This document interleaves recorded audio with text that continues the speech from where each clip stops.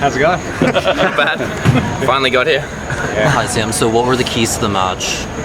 Obviously I had to serve well. Feliciano's got a great serve, so the last thing you want to do is go to an early break, and almost managed to do that in the first game. I had a D out love 40, but holding serve first and then trying to get as many returns back on his first serve as I could, and then trying to be quite aggressive on that second serve return. And I felt like I was able to do most of that well today. Sam, 20 aces today, beating a top 20 player. You seem to have a lot of success here in these North American events. Talk to me about that. Yeah, I mean, I like playing here. It's obviously not today. Today's probably the coolest day we've had, but generally it's quite bouncy, it's quite lively sort of conditions. It helps my serve. I like the ball jumping around, and it makes it tough for guys to get a good hit on those passes. So, I enjoy spending my time in North America. I mean, it makes it easy, especially coming from Australia. It's probably almost as close to home as we get. So I'm very, very comfortable just in the environment, and enjoying playing. I'm just enjoying everything about it, to be honest. Sam, I know that you practice at University of Richmond a bit. Did you have any friends over there come over and watch it? Yeah, I had a few come out last night.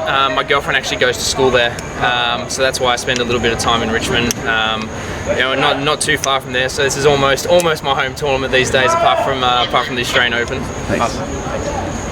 Was there any extra emotion in last night's doubles match? Has it been pretty special to be kind of part of Lleyton's kind of American farewell tour or anything there?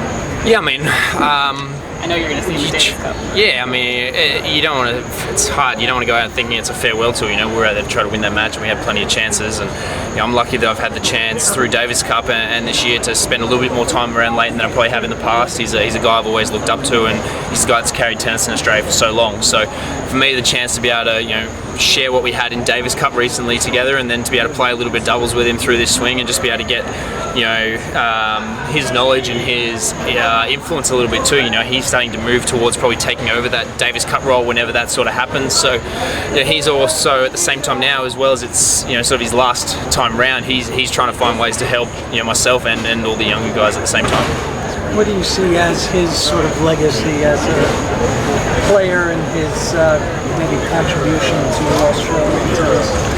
I mean, apart from we've had some great players over the years, but for as long as I can remember, sort of since Pat finished, Lleyton's been the guy that's had to carry Australian tennis, and it's just he was so good so young that people sometimes forget how good he was. The guy won 2 slams and made 2 more finals. I was talking to him about the swing he went through this sort of period in 2004, where he won here, he finaled Cincy, won Long Island, he finaled the US Open, and you sort of, as a player, how hard it would be to go through that sort of a run through a bunch of tournaments. So he was an unbelievable player, and he's had an amazing effect on all the Australian players who are coming through now. And I just hope everyone remembers how great of a player he actually was.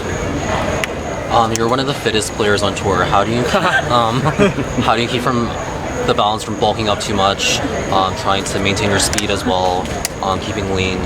What is your take on that? Yeah, I don't know if I'm one of the fittest. I'm maybe one of the biggest guys. I don't do a lot of lifting. It's a lot of power and speed work, but I'm lucky for me also that my game style doesn't require me to do as much running as a guy like a Murray or even Nishikori who I play in the next round. So my training's pretty much based around my game style and short, sharp points and that sort of stuff. And I don't know. I just try to train as best to get the best out of myself.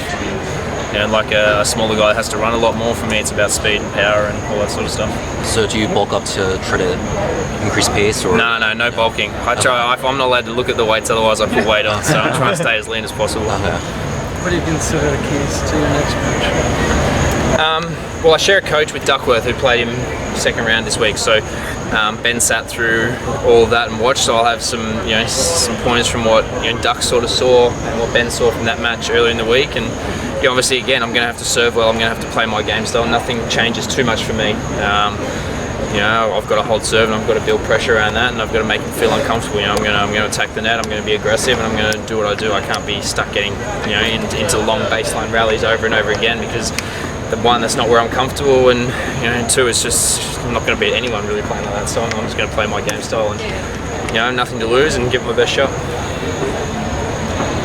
Good. Thanks, Good luck, guys. Sam. Thank you.